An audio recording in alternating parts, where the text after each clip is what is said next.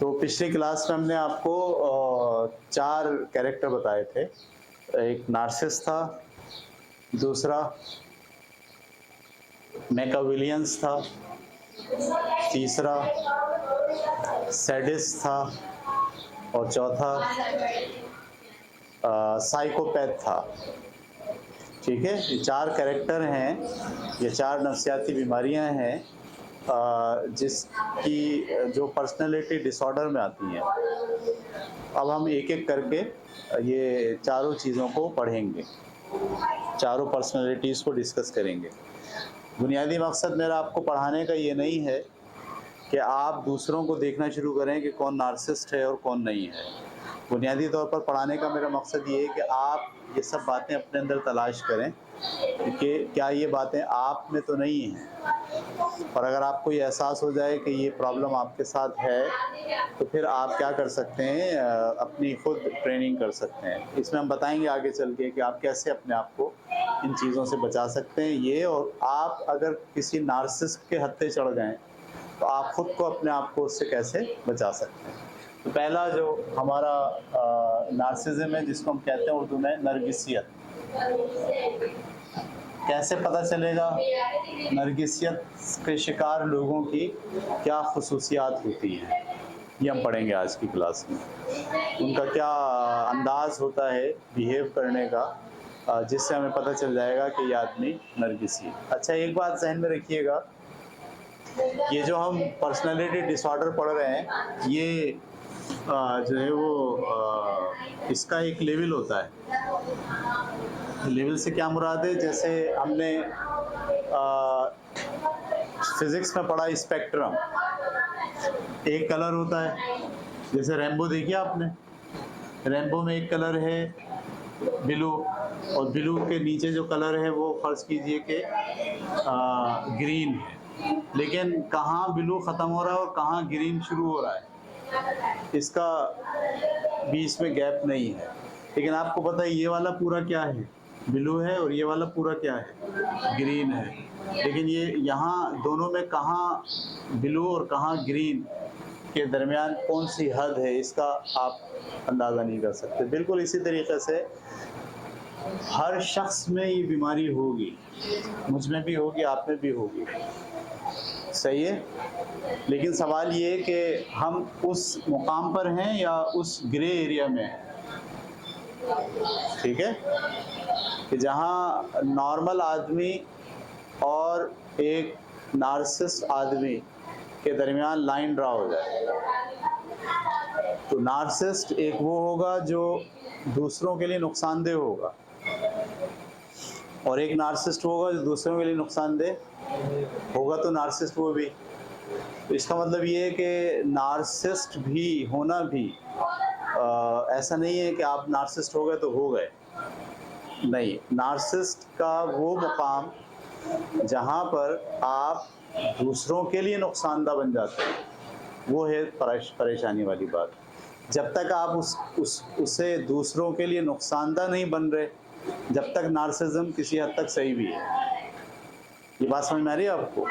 यानी ये जो मैं 4 आपको मुख्तलिफ शख्सियात पढ़ा रहा हूँ, ये आप सब में है, मुझ में भी हैं ये खराबी। लेकिन सब खराबी कब खराबी कहलाती है, या डिसऑर्डर कब बनता है?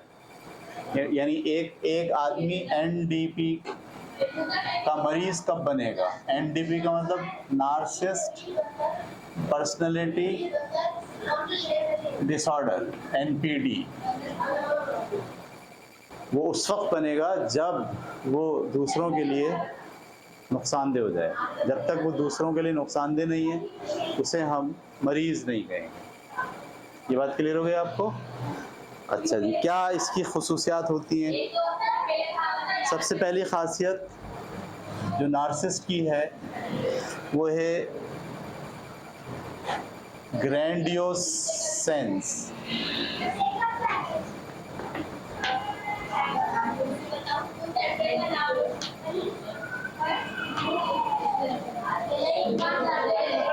ग्रैंडियोस सेंस का मतलब अजीम इंसान होना।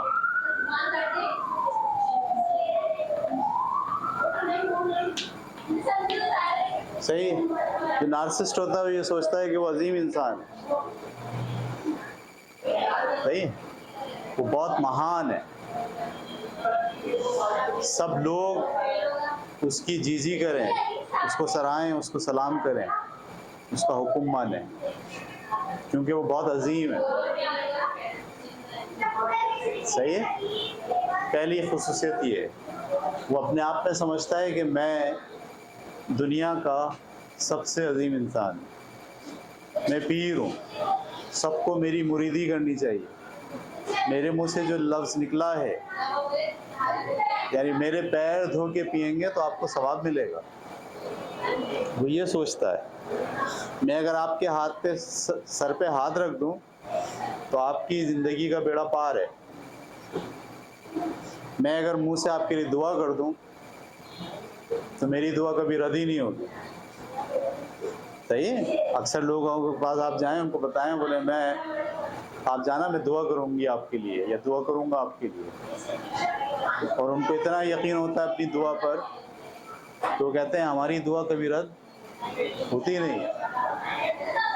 तो ये जो ग्रैंडियोस सेंस है, ये उनकी पहली अलामत होगी।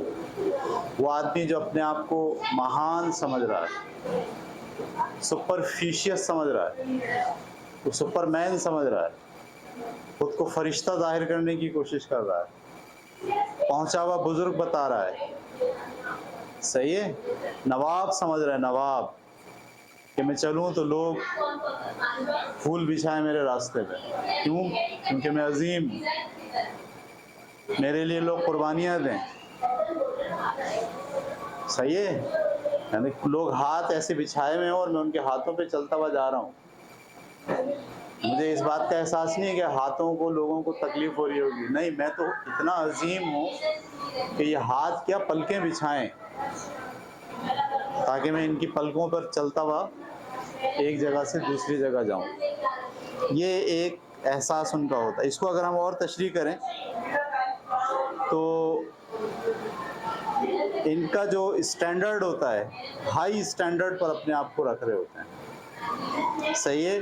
और अपनी जो अचीवमेंट होती है, अचीवमेंट, यानी ये समझते हैं कि इनसे ज़्यादा कोई ज़हीन है ही नहीं, इनसे ज़्यादा कोई अक्लमंद है ही नहीं, सही है। मसाइल को हल करने की इनसे ज़्यादा किसी में एबिलिटी है ही नहीं, और अपनी जो अचीवमेंट होती है उसको मुबालगे के साथ बढ़ा चढ़ाकर बयान करते हैं, अपनी अचीवमेंट को मुबालगे के साथ बढ़ा चढ़ाकर बयान करते हैं। मिसाल के तौर पर आपने कोई मसला हल कर लिया, मैथ का एक सवाल था जो बहुत मुश्किल था, तो मुश्किल सवाल क्लास के अंदर 10 बच्चे हैं, 10 के 10 हल कर लेते हैं, लेकिन वो जो है अपने आप को समझता है कि ये मुश्किल सवाल वाहिद वो है जो मैं कर सकता हूँ, मेरे अलावा कोई दूसरा नहीं कर सकता। और सवाल वो एक हल करके आएगा और बताएगा क्या लोगों को, आज मैंने जैसे 15 सवाल हल किए हैं, बड़ा चढ़ा के बयान करेगा, अपनी अचीवमेंट को बड़ा चढ़ा के बयान करेगा, सही है। किसी ने अगर उसको किसी अच्छे काम के ऊपर 500 रुपये का इनाम दे दिया है, वो उसे पता है और देने वाले को पता है, लेकिन जब वो बताने आएगा लोगों को तो क्या बोलेगा? बोलेगा मैंने ऐसा गाना गाया, जितने अफराद बैठे थे सब ने मुझे 500 रुपये दिए हैं, 500 किसी ने, ये तो है, लेकिन उसकी जो अचीवमेंट है ना, वो अचीवमेंट को वो नॉर्मल नहीं बोलेगा, ना बताएगा ना लेगा, बल्कि वो उस अचीवमेंट को क्या लेगा, बहुत बड़ी चीज़ लेगा कोई, सही है। मिसाल के तौर पर शेर लिख के लाए आप क्लासरूम में, मिस ने बोला था भाई शेर लिख के लाना, आप लाए और आपने शेर सुनाया, मिस ने आपकी तारीफ़ कर दी, भाई वाह ज़बरदस्त शेर आपने सुनाया। आप घर पे जाके अब अम्मा को अब्बा को क्या बता रहे हो, मैंने आज शेर सुनाया क्लास में और 10 मिनट तक पूरी क्लास में तालियां बजती रहीं, दूसरी क्लास से मिसें आ गई, जाहिद सर आ गए, बोले क्या हुआ? बोला ये शेर, उन्होंने भी शाबाशी दी। महान अजीम इंसान, अजीम शायर हैं आप, जिसको मानने के लिए पूरी दुनिया बिछी जा रही है आपके सामने। वाह वाह वाह वाह वाह वाह। ये इसको कहते हैं आप कि आप जो नार्सिसिस्ट है वो बुनियादी तौर पर अपनी अचीवमेंट को, अपनी किसी खूबी को, अपने किसी अच्छे काम को वो सिर्फ़ और सिर्फ नॉर्मल तरीक़े से ना खुद लेगा ना दूसरों को बताएगा, बल्कि उसमें वो क्या करेगा, उसमें वो मुबालगा करेगा। समझ में आ गई बात आपको? मिसाल के तौर पर अभी ये शुरू हो जाएगा थोड़े दिनों बाद, मैंने आपसे कहा है रोज़ाना 2 घंटे आपको पढ़ना है, आप पढ़ोगे आधा घंटा, बताओगे क्या? 4 घंटे पढ़ा था। सही है? पढ़ोगे रात के 1 बजे तक, बोलोगे क्या? जब मैं सोया अज़ानें हो रही थी। पढ़ोगे आप 3 बजे तक, 1 बजे तक, 2 बजे तक, लेकिन बताओगे क्या कि जिस वक्त मैं सोया ना आखिरी सवाल करके, उस वक्त क्या हो रही थी? अज़ानें हो रही थी। नार्सिसिस्ट वो अपने आप को क्या समझता है? अजीम, महान। अपने काम को क्या समझता है? Extra ordinary. दुनिया में कोई ऐसा शख्स ही नहीं है जो ये वाला काम कर सकता हो। ये बात क्लियर हो गया आपको?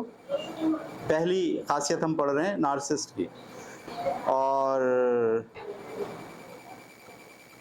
ये एक खासियत होगी। Number 2,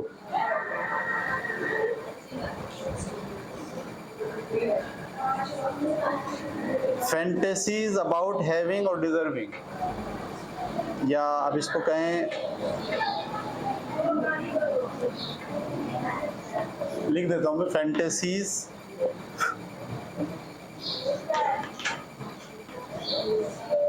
about having. हैविंग का मतलब क्या होता है? अपने पास कोई चीज़ है। और डिजर्विंग, डिजर्विंग का क्या मतलब होता है? जिसके आप मुस्तहिक हैं। ठीक है, यानी आपके पास जो चीज़ है वो उसकी फैंटेसी ही कुछ होगी। फैंटेसी का मतलब होता है उसको आप किसी आइडियल दुनिया की कोई चीज़ समझते हैं। इसको ऐसे मिसाल लें कि आपका कुत्ता कुत्ता, हमारा कुत्ता टॉमी, हैविंग, और आपकी साइकिल तो साइकिल है। मेरी जो साइकिल है ना, वो तो दुबई से आई है, हवा में उड़ती है, उसका तो पहिया ही नहीं लगता ज़मीन के ऊपर। आपकी साइकिल साइकिल, हमारी साइकिल हवाई जहाज। आपके शूज़ तो शूज़, हमारे शूज़। इसको कहते हैं अपनी हैविंग के अंदर आपने क्या कायम की हुई है? फैंटेसीज। और डिजर्विंग, डिजर्विंग का मतलब ये होता है कि अपने लिए आप बेहतरीन हक समझते हो हर चीज़ को, कि मेरा हक है। मतलब 3 बहन भाई हैं, 1 अंडा है, तो जो नार्सिसिस्ट होगा ना वो बोलेगा ये जो अंडा है ना, इस पर मेरा हक पूरे का पूरा, मैं इसका हकदार हूँ। सवाल पूछेंगे क्यों? क्योंकि मैं बड़ा हूँ। अच्छा, अगर सबसे छोटा है तो क्योंकि मैं सबसे छोटा हूँ। और अगर दरमियान में हो, वो बड़ा है वो छोटा है, असल हकदार तो मैं हूँ।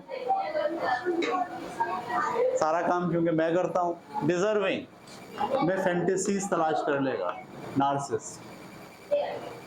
वो बोलेगा मैं मुस्तहिक हूँ, मैं इस बात का हकदार हूँ कि सब लोग मेरे काम करें। मैं जूते ऐसे फेंकूंगा, दूसरे दिन पूछूंगा हाँ भाई जूते कहाँ हैं मेरे? आप बोलोगे भाई तुम्हारे जूते हमें से क्या, तुम्हें ख्याल रखना चाहिए, मेरे जूते हैं, मेरे जूते जूते हैं, और तुम्हारे जूते जूते ही हैं बस। तो कितना फर्क है ना दोनों में। इसका बेहतरीन जुमला क्या है? तुम्हारा कुत्ता कुत्ता और हमारा कुत्ता टॉमी। सही है। तो ये दूसरी खासियत होती है। अच्छा, ये जो खासियत है फैंटेसीज अबाउट हैविंग और डिजर्विंग, इसमें बहुत सारी बुनियादी चीज़ें भी शामिल हैं। सक्सेस, क्या सक्सेस के अंदर भी ये यही करेंगे।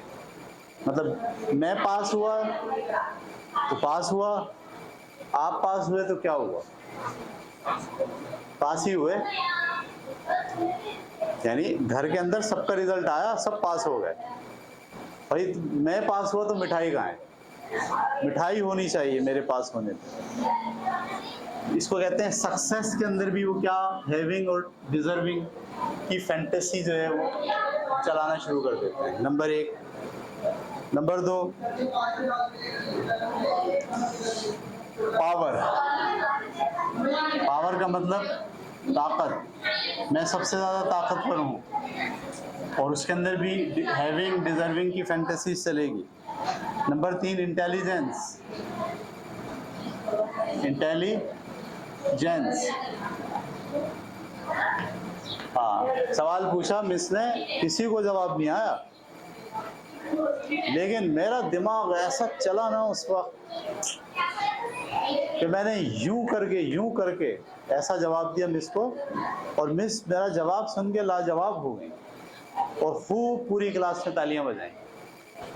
आपने अपनी इंटेलिजेंस के लिए एक फैंटेसी डिफाइन कर ली है अपने दिमाग के अंदर कि आप बहुत इंटेलिजेंट हो, बहुत पावरफुल हो, आपकी सक्सेस है, बाकी दूसरों की कोई सक्सेस नहीं, दूसरा कोई इंटेलिजेंस नहीं, दूसरे के पास कोई पावर नहीं, सबसे ज़्यादा पावरफुल आप ही हो। Number 3, number 4, beauty. हाय हाय, ब्यूटी का मतलब खूबसूरत। मुझसे ज़्यादा कोई खूबसूरत नहीं है। मतलब मैं जब पहुंचूंगा ना वहां, तो हर एक सिर्फ मुझे देखे, और जब मैं जाता हूं ना लड़कियों की महफिल में, तो सबके दिलों पे छुरियां चल जाती हैं। फैंटेसी अपनी ब्यूटी को लेके आप पता नहीं कौन कौन सी कहानियां सोच के बैठ गए अपनी ब्यूटी को लेके। सही है, मुझसे ज़्यादा कोई खूबसूरत नहीं हो सकता। और नंबर 4 और नंबर 5, लव। मुझसे ज़्यादा मोहब्बत करने वाला कोई नहीं है। जितनी मोहब्बत तुमसे मैं करता हूँ, उतनी मोहब्बत दुनिया में कोई तुमसे नहीं करेगा। आम बात है ये। जितनी मोहब्बत तुमसे मुझे है, अम्मा जी की बात हो रही है यहाँ, इतनी मोहब्बत तो कोई भी नहीं करेगा घर में आपसे। सबसे ज़्यादा मोहब्बत मुझे आपसे। ये तो अम्मा जी के साथ भी और फिर वैसे भी, ये दुनिया में कोई ऐसा शख्स नहीं है जो मुझसे ज़्यादा आपसे मोहब्बत करे। और मैं मोहब्बत में आसमान से तारे तोड़ के ला सकता हूँ। हाँ, दही नहीं ला सकता। आसमान। फैंटेसी, ये जो लफ्ज़ फैंटेसी है ना, इसका मतलब क्या होता है? इसका मतलब होता है कोई ख्वाबों की दुनिया की बात आप कर रहे हैं, इस लव की बुनियाद पर, इस ब्यूटी की बुनियाद पर, इस इंटेलिजेंस की बुनियाद पर, इस पावर की बुनियाद पर, इस सक्सेस की बुनियाद पर आप अपने लिए कोई ख्वाबनाक तस्वीर रखते हैं। फैंटेसीज पाई जाती हैं इसके बारे में। और आखिरी चीज़ है सेल्फ फुलफिलमेंट। क्या सेल्फ फुलफिलमेंट का क्या मतलब होता है?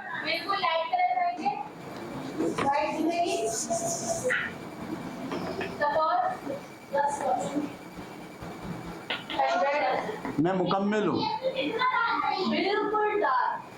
मुझ में कोई खामी नहीं, इसको कहते हैं सेल्फ फुलफिलमेंट, कि आप अपने आप को बिल्कुल कंप्लीट पर्सनालिटी समझते हैं, एक आइडियल शख्स समझते हैं अपने आप को, सही है? और उस फैंटेसी में मुब्तला है। तो नार्सिसिस्ट का दूसरा प्रॉब्लम ये है, fantasies about having and deserving. Having का मतलब जो चीज़ें मेरी हैं वो फैंटेसी की हद तक बेहतरीन है, और जिस चीज़ का मैं मुस्तहिक हूँ वो फैंटेसीज की हद तक मुझे चाहिए। अच्छा, ये बात जहन में रखें कि ये जो लफ्ज़ आया है ना नार्सिज्म, ये नार्सिज्म जो है वो आया कहाँ से, निकला कहाँ से, ये भी एक बड़ा अच्छा वाक़या है। ये दरअसल पुराने ज़माने में यूनान की देवमालाई क़िस्से हैं। देवमालाई क़िस्से किसे कहते हैं? जो उनकी दादियाँ नानियाँ सुनाती हैं, और वो सिर्फ सुनाती नहीं है बल्कि वो माशरे में फैले हुए हैं, हर आदमी उस पर यकीन रखता है, क्योंकि वो लोग खुदा पे यकीन रखने के बजाय देव, देवी, देवता इस पर यकीन रखते थे। मोहब्बत का खुदा अलग है, नफ़रत का खुदा अलग है, रोज़गार का खुदा अलग है, सही है? तो उस ज़माने में एक आदमी था, उसका नाम था नार्सिस, बहुत खूबसूरत नौजवान, बहुत, जो उसको देखता था इसकी मोहब्बत में मुब्तला हो जाता था। क्या बड़े क्या छोटे सब उससे मोहब्बत करते थे, सही है? लेकिन वो जवाब में मोहब्बत का जवाब मोहब्बत से नहीं देता था। यानी बच्चे भी अगर उससे मोहब्बत कर रहे हैं तो शफ़क़त और मोहब्बत का जवाब मोहब्बत से नहीं दे रहा है, बल्कि वो समझ रहा है कि ये मेरा हक़ है कि लोग मेरे साथ ऐसा बिहेव करें। जब काफ़ी दिन तक बहुत सारे लोग जो उसकी मोहब्बत में गिरफ़्तार हो गए, मोहब्बत में मुब्तला थे, और उसको इसने जवाब नहीं दिया, तो जो उस ज़माने में जो तसव्वुर था कि मोहब्बत की जो देवी है, यानी उनकी जो गॉडेस है मोहब्बत की, उसने सोचा कि मैं इसको मज़ा चखाऊं,